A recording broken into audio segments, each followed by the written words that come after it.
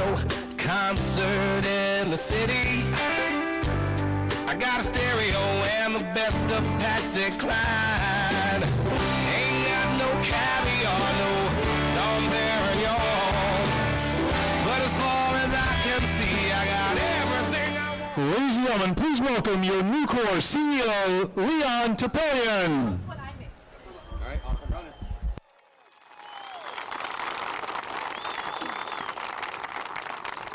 Good afternoon. How are we doing today? Well, Mr. Vice President, EPA Administrator Zeldin, welcome to Nucor Steel Berkeley in the state of South Carolina, the state where Nucor was born, where we're standing almost 60 years ago today. We are America's largest steel producer and the largest recycler of any material in North America. Every year, Nucor produces about 25% of the steel consumed in the United States at our 26 steel mills.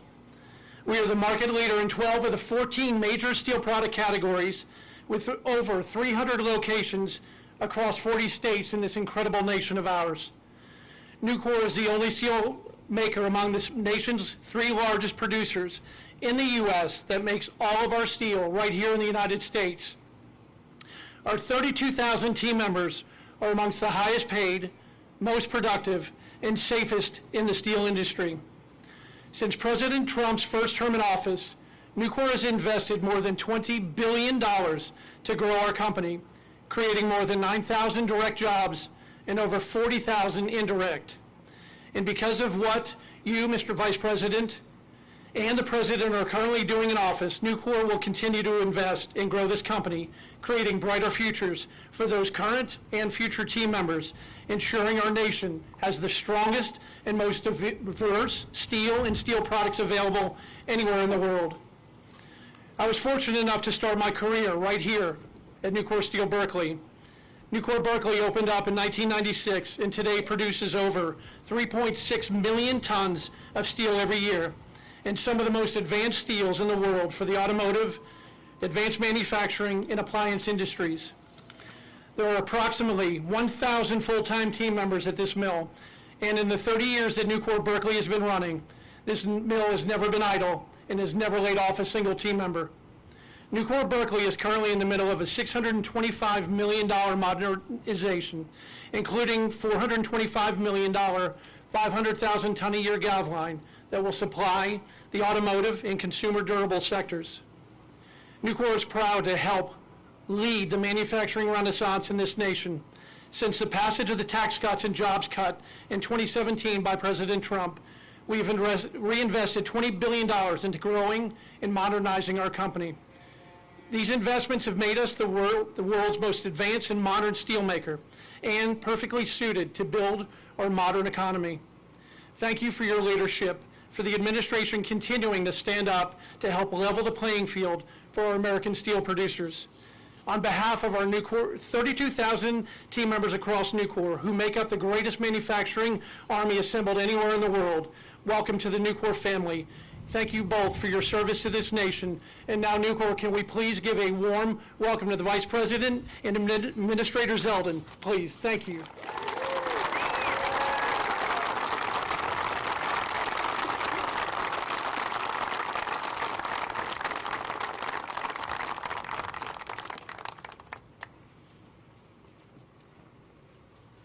America's back! Woo! 2025 is the year of Made in America. It just feels like a moment for us to be rallying behind great companies like Nucor. The Vice President and I just had the opportunity to take a tour through this amazing facility and to see the powerful work being done by these hardworking men and women of South Carolina, making America proud. This is red, white, and blue, made in America, Nucor.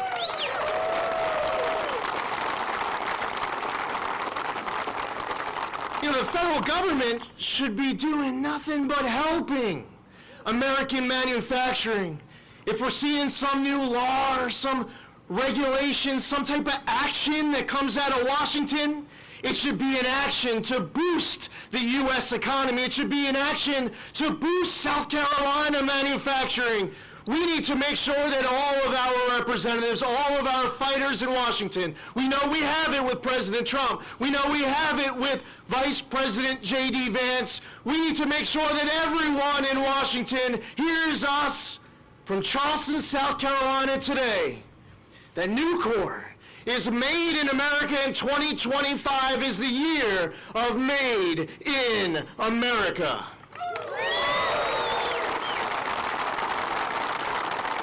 Now at the Trump EPA, we believe that we can both protect the environment and grow the economy. We choose both. What we just announced on March 12th will amount to the largest deregulatory action in the history of the United States of America. One agency, 1 year, trillions of dollars of relief. That is the Trump EPA delivering for South Carolina and delivering for the United States of America.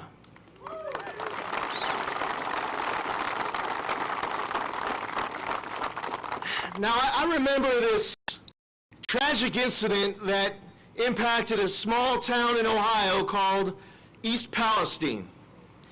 And this is one of those moments that test the caliber of leadership of our elected officials. It was very telling who wasn't there on site right away, and it was very telling to see who was.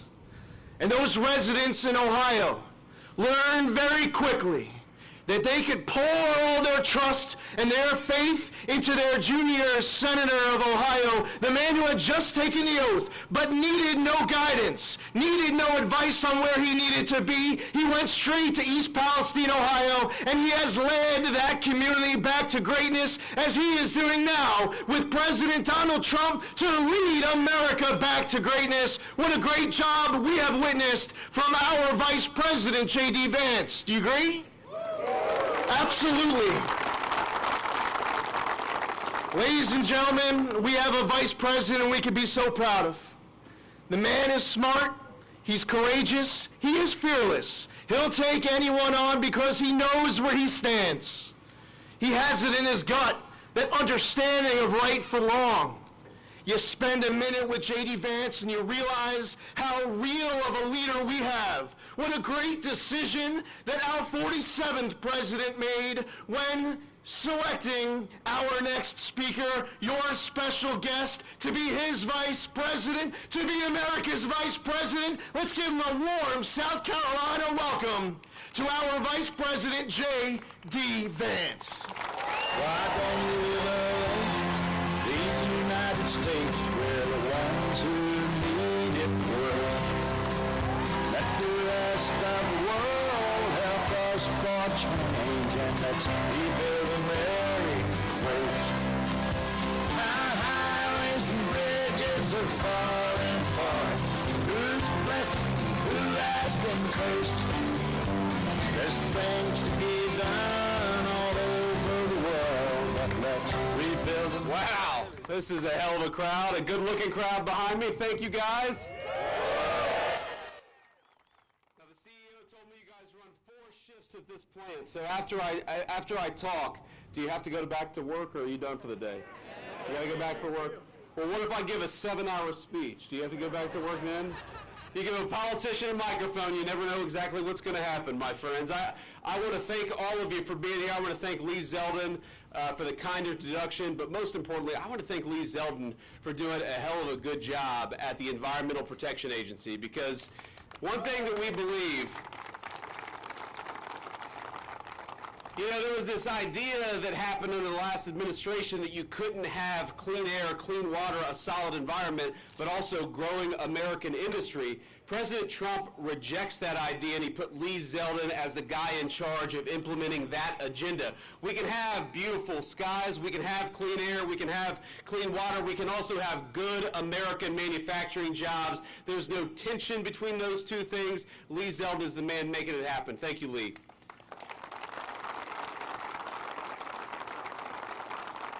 I want to thank the great Lieutenant Governor of the state of South Carolina, Yvette, LG, where are you? There you are. Thank you for being here. I want to thank Congresswoman Mace and all the state and lawmakers and other elected officials who are joining us here today. You guys have got great public officials in the state of South Carolina. We're proud of them, right? They're doing a hell of a job.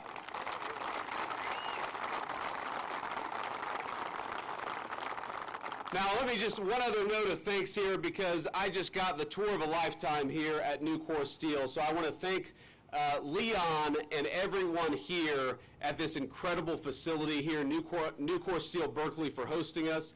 For decades, Nucor has been an engine of American industry. The products this company and other steel makers create form the literal foundation of American society. And I know I speak for many in the administration, certainly I speak for the president when I say we're grateful for that. We're grateful for the billions of dollars in new capital investments Nucor has announced in just the last few months. And most importantly, we're grateful to the steel workers at this incredible plant. Thank you all for doing what you do, for building America, and for making America proud.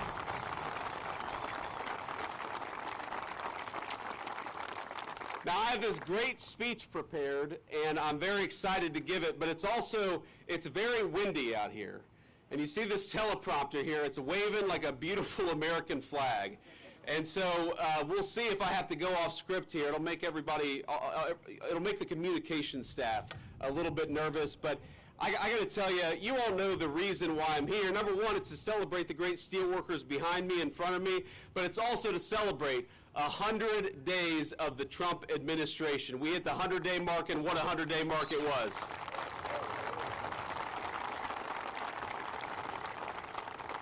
Now, to me, that marker means a lot of things for the state of South Carolina. It means a lot of things for this plant. It means a lot of things for America. Number one, 100 days means energy dominance. We have started drill, baby, drilling. It means cheaper gas, and it means America that is self-reliant.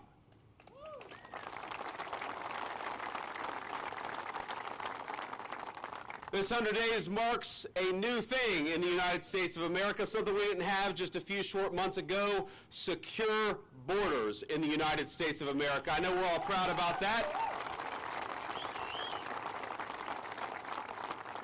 It means safer streets and an American people once again encouraged to feel pride in our great American history and our great American values. But most importantly, 100 days under Donald Trump's leadership marks the beginning of the industrial renaissance in the United States of America. I believe that a golden age of American manufacturing started 100 days ago, and we're building it right here at Nucor Steel in South Carolina.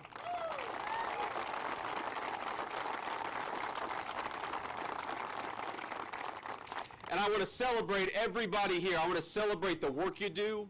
I want to celebrate the investments this business has made in the United States of America. I want to celebrate the incredible things you build for the United States. And it's funny, I got a great plant tour here, and I went to a couple of different places, and one of which they said, you know, if things start to go wrong, press the red button. And I looked over at John, and I looked at Seth, who was giving me the tour, and I said, man, I'm going to cost you guys a lot of money if the vice president comes here and screws up and doesn't press the red button when he's supposed to. And you know what the leadership of this facility told me? They said, you know what, even if the vice president screws up a little bit and costs us some money, we're going to make so much money from Donald Trump's golden age of American manufacturing that you guys will end up ahead in the bargain. And I thought, that's not too bad.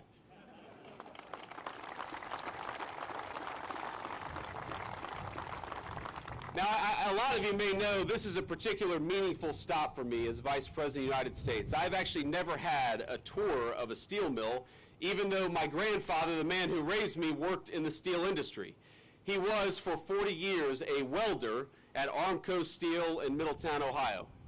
Now, he was part of the Appalachian wave of migration, people who came from West Virginia, Eastern Kentucky, and East Tennessee to the rapidly growing industrial towns, which had factory jobs that promised three things for their workers: generous wages, stable hours, and a good pension. Now, in the wake of both world wars, millions of Americans traveled to towns like Middletown, Ohio, in search of the same, hoping they'd be fortunate enough to score such a role, such a good job. Now, my papaw, he was not a proud man, but he would beam when he'd talk about his work at the local Armco mill. I remember that. Driving around with Papaw, he could name the make and model of every single car made with Armco steel. I remember that as a little boy, how much pride he had in what he did. And having met a few workers here at Nucor, I hope you all feel the exact same pride in the steel you produce and in the products that come out of it. When you see bridges you drive over, or the foundations of the buildings that our families live and work in, when you see a lawnmower, a water heater, a kitchen appliance in your neighbor's homes or in your home, I hope every single one of you, you guys and you guys in front of me, feel a sense of pride, however small, because these are the products that actually make America work. These are the products that make our citizens' lives better.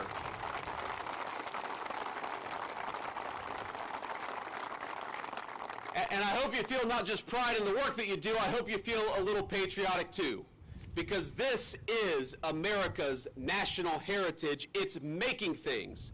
From Alexander Hamilton to Henry Clay, from Ford's auto workers to the steel workers here this very afternoon, America has always been a nation that builds.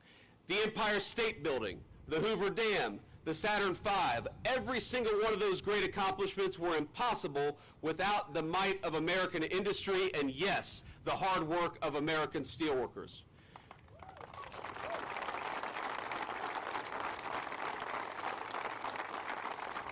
But let's be honest, for a couple decades, though, our leaders forgot about that core part of American national identity. They decided that America would no longer be a manufacturing power. Instead, we'd let the rest of the world make the necessary things that we needed for our homes and for our families. And when a nation decides to deindustrialize, my friends, you know what else it stops using? The intermediate goods central to that manufacturing, the things like steel that you all make right here at Nucor. So we stopped making the things that we needed. We stopped making as many cars. We stopped making appliances. We stopped building new homes and buildings, so the cost of housing skyrocketed in our communities. And even this company, Nucor Steel, you know what the leadership told me just a couple of short minutes ago? That there was a West Virginia facility, a beautiful, high-tech Nucor manufacturing facility making great American steel and giving workers good jobs in the process. That steel facility, that project, sat idle for years under the Biden administration's crushing environmental regulations and environmental rules. So when our leadership decides that Americans don't want to make anything, you know what we do? We cost great businesses and great corporations like Nucor a lot of money. We cost great workers their wages, and we cost a lot of people their jobs. And that was the policy of the administration that came before us, but I'm proud that we are now 101 days into an administration that wants to invest in you, that wants to build the future with you. And when Americans see a beautiful bridge or a beautiful building, we all ought to look at it and say that was made with American hands and built with great American steel, right?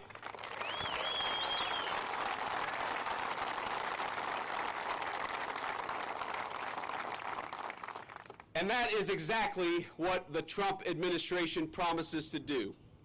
Now, I want to say that recently, we should have learned a very hard lesson about what happens when you ship all of your industries and all the things you need to countries that don't like you. Now, I learned that lesson very personally, not with steel, but I remember a few years ago, I got 3 little kids, and as you know, sometimes little kids get sick, and one of my kids had an ear infection. I went into a pharmacy, and I said, hey, I've got a prescription here for amoxicillin, and the pharmacist told me that they didn't have any amoxicillin, a drug in some ways invented by the United States of America. We didn't have enough of it for American children.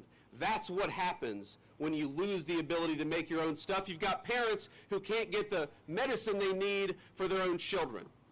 And as we learned during the COVID pandemic, remember, you know, this terrible virus comes, a lot of people are falling sick with it, and we need hospital gowns, and we need hospital masks. We need the things that are necessary to operate an American medical facility, and it turned out all of those supplies came from the very country that set the virus loose on the entire world. Remember that.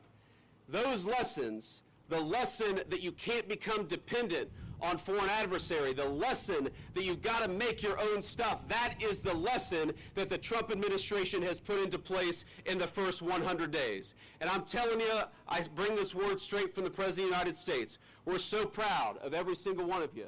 We're so proud of what you do. We're proud of the hard work you do. We're proud of the beautiful products that we make with American steel. And we are never going to allow your job to get shipped off to a country that hates us. We want to protect your jobs, and most importantly, we want to protect the great work you do right here in South Carolina and all across the United States of America.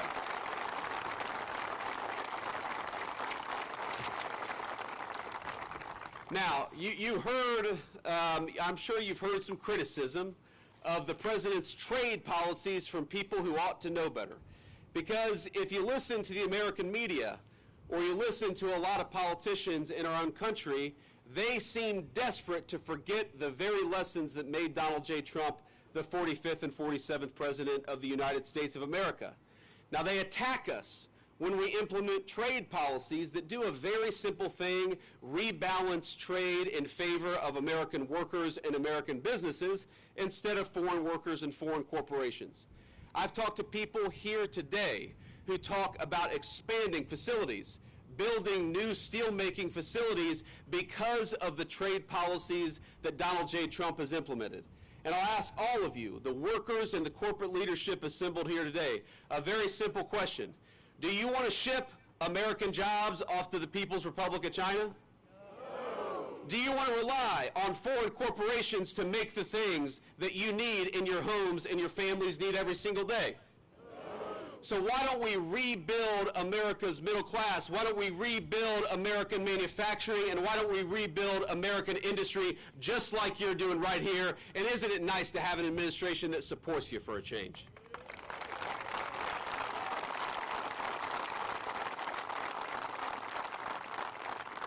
So, you see these media personalities, they're pulling their hair out. They're saying, well, you guys, you're going to make it harder to manufacture in China. Isn't that bad? No, it's good. That's exactly what we want to do. They're saying you're going to make it harder for people to bring products in from overseas and undercut the wages of American workers. Exactly. That's exactly what we want to do. They're saying you're going to make it harder for foreign corporations, but you're going to make it easier for American businesses to build great things in America. And I say that's exactly right. That's not something to be sad about. That's not something to complain about. That is something to be proud of. And thank God we've got an administration that's finally looking out for American businesses and the American workers who employ them. Ain't that right?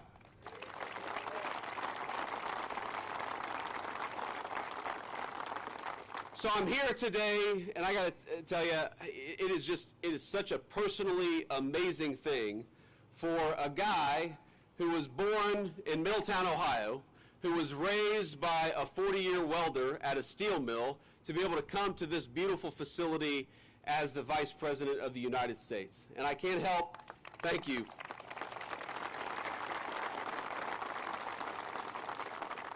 I can't help but pinch myself that I get to spend the day in beautiful South Carolina with you fine people, pinch myself that I'm the Vice President of the United States, and pinch myself, of course, because I know that this country is still a place of great big American dreams.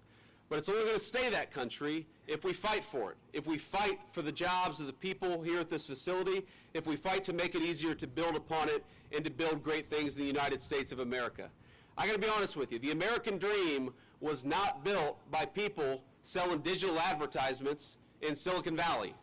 The American people was built by people like you. The American dream was built by steelmakers and auto workers and people who work with their hands. And I think another thing we got to do is we got to send a message, ladies and gentlemen. I think you all know this better than I do, but I learned a little bit today that you all don't just work with your hands, you work with your heads in amazing ways. This is an incredibly high-tech facility. I'm sure you all are amazed at how much you can do. You got about 1,000 workers here, and they're earning great wages and doing a great job. How much those 1,000 workers can do to build the American dream of the future. It's an amazing thing. And so I think we got to send messages to our young people that the most interesting work, The work that's going to challenge your mind but also allow you to work with your hands is found at American Steel Mills right here at Nucor Berkeley in South Carolina.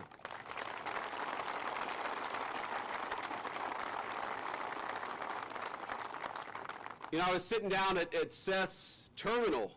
I thought, this guy is not a steel mill worker, he's operating a spaceship, because there's like 14 very complicated screens in front of me, and I felt like Homer Simpson. I had no idea what I was going to do. I was like, Seth, you got to get back in this chair, or we're going to cause some serious problems.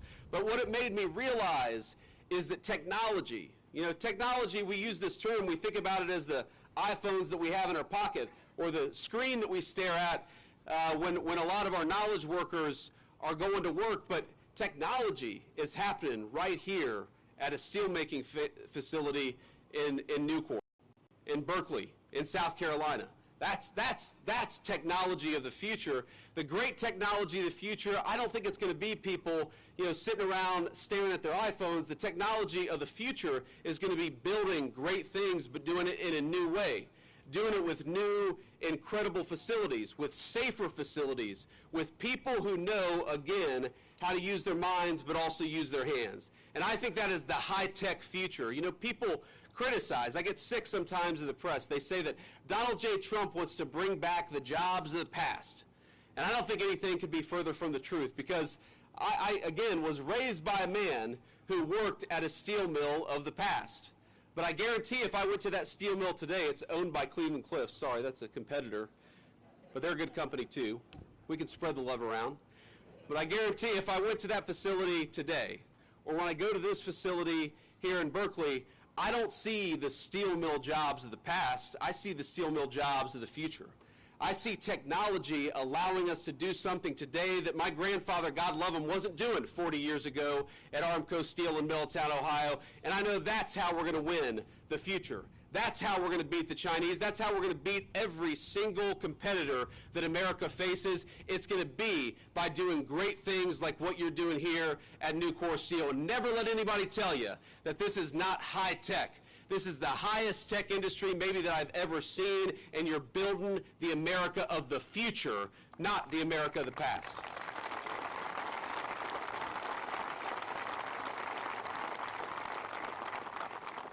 So let me just close by saying, my friends, I think that the great American manufacturing comeback has begun, and the world has started to take notice.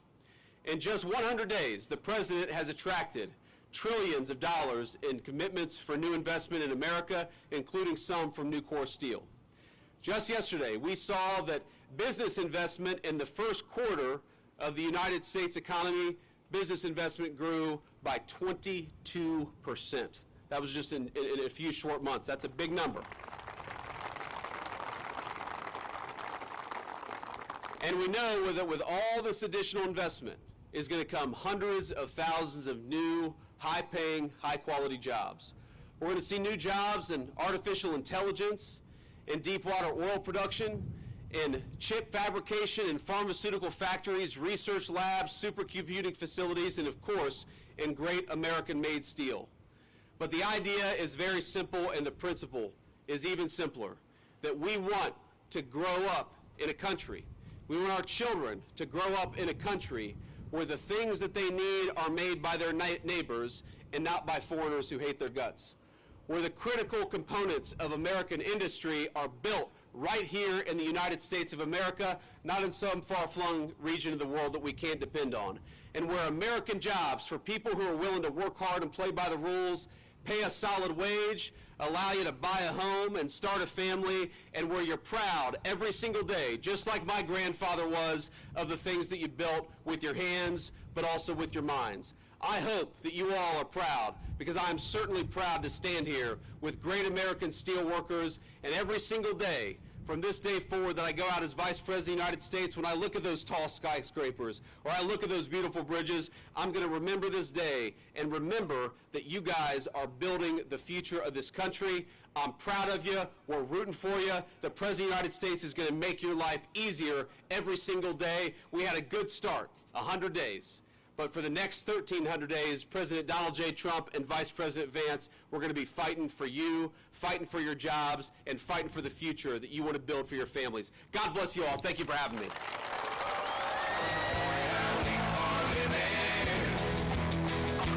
Send it on down the line. Hello, Pittsburgh, still Bill Wonder. Let me thank you for your time. You work a 40-hour week for a living. Just to send it on down the line.